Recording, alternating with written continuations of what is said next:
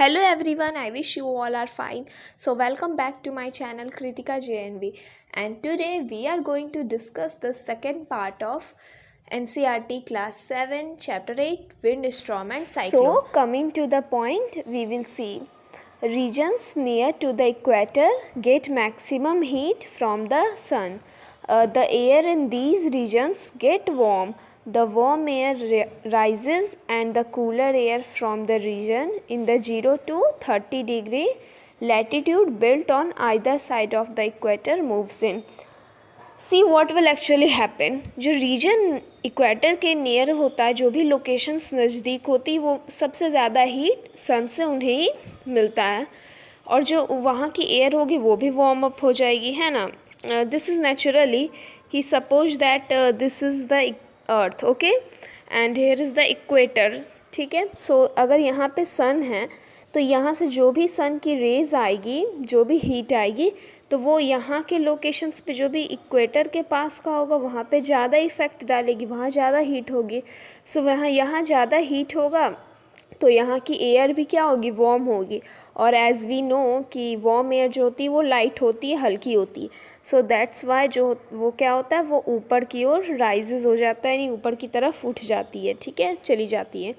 और फिर ऐसे में क्या होता है, जो भी यहाँ इधर इस साइड में लेफ़्ट में या राइट साइड में जो कूल एयर होती है, ठीक है, यहाँ का जो कूल एयर होता है हमारा, वो क्या होता है, इस एम्प्टी स्पेस को फुल करने के लिए, कवर करने के लिए यहाँ से ट्रैवल करता है और यहाँ आ जाता है.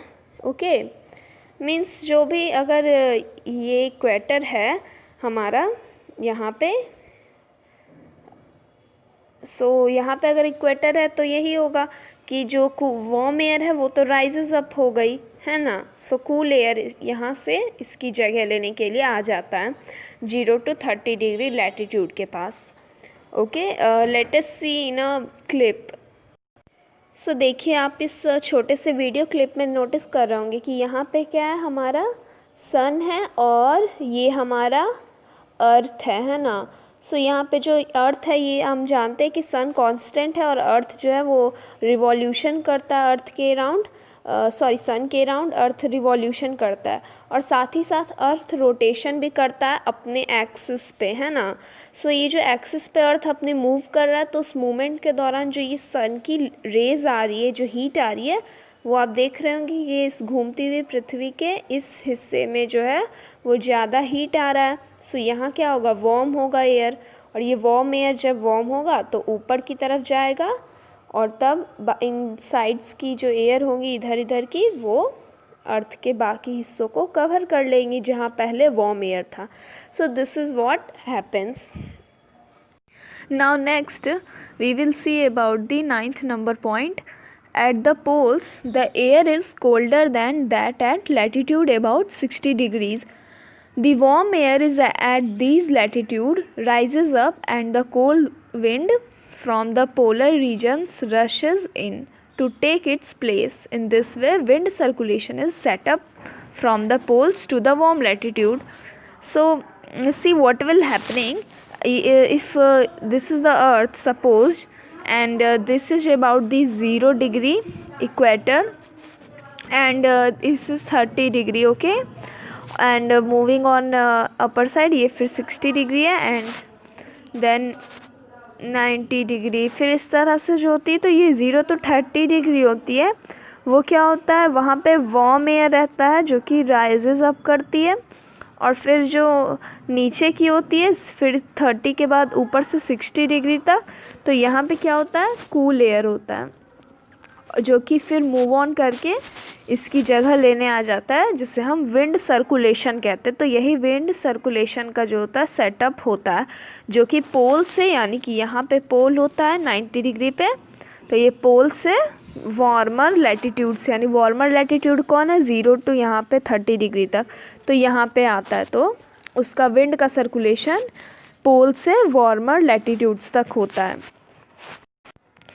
Due to uneven heating of land and water, in summer the land near the equator warms up faster, and most of the time the temperature of the land is higher than that of the water in the oceans.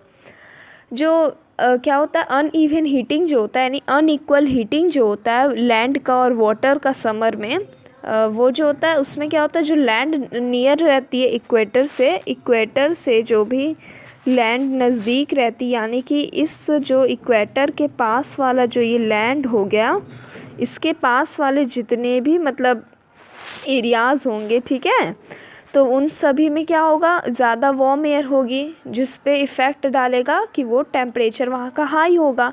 और यही चीज़ जो है जब वो ocean की तरफ move on करेगी वो वार्म एयर, तो वहाँ पे क्या होगा, जब ओशियन का वाटर में जब विंड आएगा तो वो इवेपोरेशन होता है। सो ये क्या होता है, गर्मी के दिनों में अक्सर जो वो विंड जो होती है वो ओशियन की तरफ से लैंड की तरफ आती है।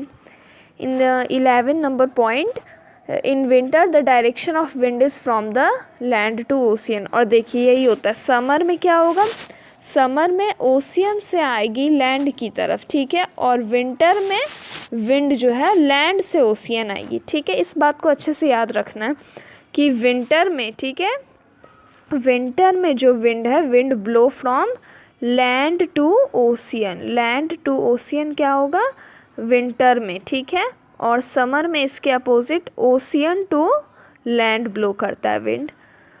The wind from the ocean carry water and bring rain, और जो वाटर ड्रॉपलेट्स कंटेन करता है वैसा विंड जो ओशियन की तरफ से आता है, और ये जो एक वाटर साइकिल का पार्ट होता है। So what is water cycle, तो water cycle is a regular circulation of water in all its state in nature में उसके वाटर के 3 स्टेट होते हैं ना, सॉलिड, लिक्विड और गैस। ऐसे भी हर सब्सटेंस के मैटर के 3 स्टेट होते हैं, सॉलिड, लिक्विड और gas. So in all these it's form, जो सॉलिड, लिक्विड, गैस होता है, तो उस 3 फॉर्म में नेचर में जो वाटर का सर्कुलेशन होता है ना, उसको हम वाटर साइकिल कहते हैं, ठीक है।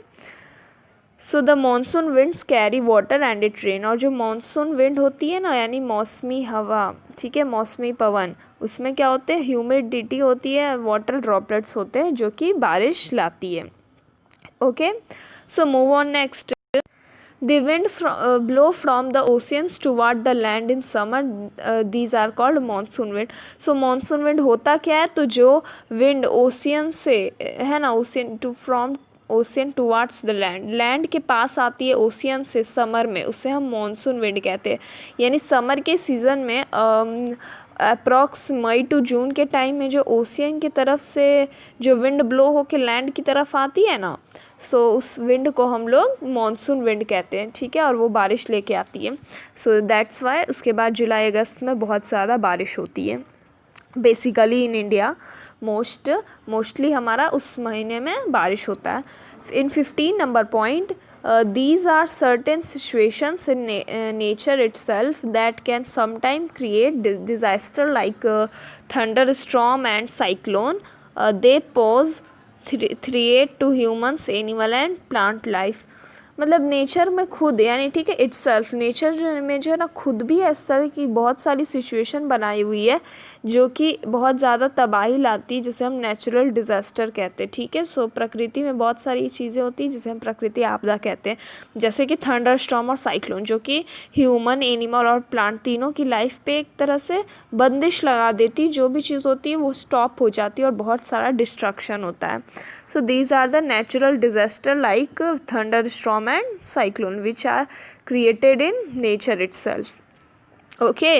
सो विंड किस डायरेक्शन से ब्लो करता है, लैंड टू ओशियन या ओशियन टू लैंड, या फिर जो उसका सर्कुलेशन सिस्टम होता है, उसे समझने के लिए आप इस फिगर को अच्छे से देखिएगा। Okay, so in this figure you have notice कि यहाँ पे क्या है, हमारा पोलर है, हाई पोलर रीजन है ना, और फिर देखिए यहाँ पे क्या है 30 डिग्री है और यहाँ पे 0 डिग्री है, यानी कि ये क्या है, इक्वेटर है ना।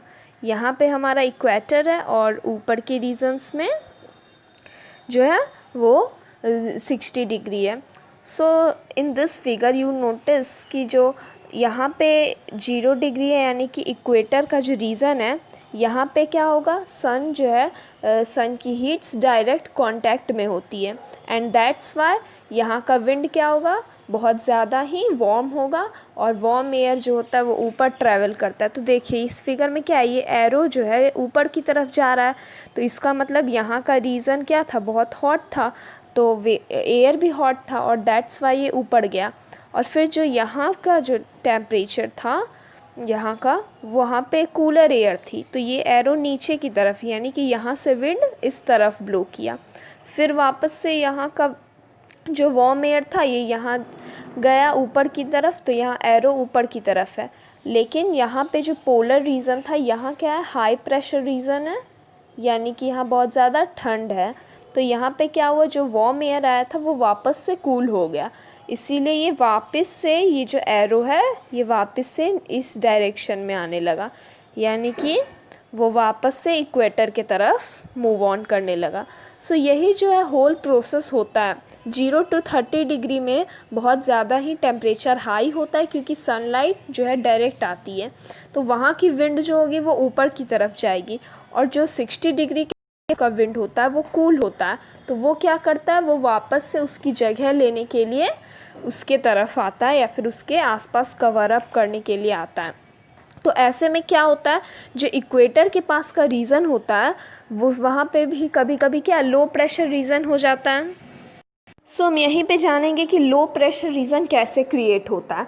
सो लो प्रेशर रीजन वहाँ क्रिएट होता है, वहाँ फॉर्म होता है जहाँ पे एटमॉस्फेयर जो है इस तरह का सर्कुलेशन फॉर्म करता है कि एयर जो है ऊपर की तरफ जाता है, और जो विंड होती है जो कि कूल होती है वो उसकी जगह लेने के लिए वहाँ रिमूवल जो प्लेस रहता है जहाँ पे कोई एयर नहीं होता, क्योंकि वार्म एयर मूव ऑन कर जाता है ऊपर, तो कोल्ड एयर जो उसका प्लेस लेने के लिए आता है, तो वहाँ पे जो एक एटमॉस्फेरिक प्रेशर क्रिएट होता है तो वो लो प्रेशर रीजन होता है। एंड हमारा जो 60 डिग्री यानी कि पोलर रीजन जो होता है वो हाई प्रेशर रीजन होता है। And move on the next point that we already know is that air all moved on the direction high pressure to low pressure. Wind हमेशा हाई प्रेशर से low pressure region में blow करती है। सो यही होता है लैंड और ocean की कंडीशन में भी, कि उनकी प्रेशर रीजन पे डिपेंड करता है कि विंड किस तरह ब्लो करेगा। और जैसा कि हम सभी जानते हैं कि लैंड की एक प्रॉपर्टी होती है कि वो जितनी जल्दी ठंड होती है उतनी ही जल्दी गर्म भी होती है। Land quickly gets hot and quickly gets cool. So in this condition जो समर सीज़न होता है उस दौरान क्या होता है कि लैंड बहुत ही ज़्यादा जल्दी गर्म हो जाती है, और जो हमारा ओशियन का विंड होता है वो ठंडा होता है। विंड वहाँ के रीजन का कूल होता है ओशियन के रीजन का, और लैंड के रीजन का विंड वार्म होता है।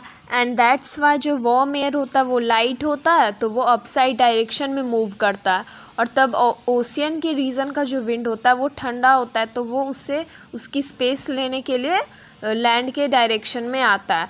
और इसीलिए समर सीज़न में विंड जो है वो ओशियन से लैंड की तरफ मूव करता है, और इसके अपोजिट विंटर सीज़न में जो होता है वो लैंड हमारा ठंडा होता है, क्योंकि land quickly gets cool. So that's why जो ओशियन होता है और वहाँ की जो विंड होती है वो गर्म होती है, क्योंकि water can keep the hot for a long time. जो वाटर होता है उसमें हीट को होल्ड करने की कैपेसिटी होती है, इसीलिए ओशियन का वाटर जो होता है वो थोड़ा हॉट होता है, तो वहाँ का विंड भी हॉट होता है, और इसीलिए वो क्या करता है, ओशियन का विंड जो होता है वो रेज्ड अप होता है, यानी कि ऊपर की तरफ जाता है, और तब लैंड का जो कोल्ड विंड होता है वो ओशियन की तरफ आता है। इसीलिए विंटर सीज़न में विंड जो होता है वो लैंड टू ओशियन ब्लो करता है। और इसी तरह जो इंडिया के भी बहुत सारे पार्ट में जो विंड ब्लो करता है, north hemisphere to south hemisphere और ईस्ट वेस्ट डायरेक्शन पे, तो वो दो चीज़ों पे डिपेंड करता है। पहला ये कि इंडिया किस पार्ट में, किस स्टेट में लैंड की एरिया ज़्यादा है और कौन कोस्टल एरिया का जगह है, या फिर किस रीजन में कैसा लो प्रेशर है या हायर प्रेशर है, तो उसमें ही विंड का ब्लो डायरेक्शन डिपेंड करता है। सो इस वीडियो में इतना ही, बाकी का पॉइंट्स जो है इस चैप्टर का हम नेक्स्ट वीडियो में देखेंगे, इस चैप्टर के वीडियो के नेक्स्ट पार्ट में। So like and share the video and subscribe my channel, and if you have any doubt और suggestions related to this video, you can mention that on comment section.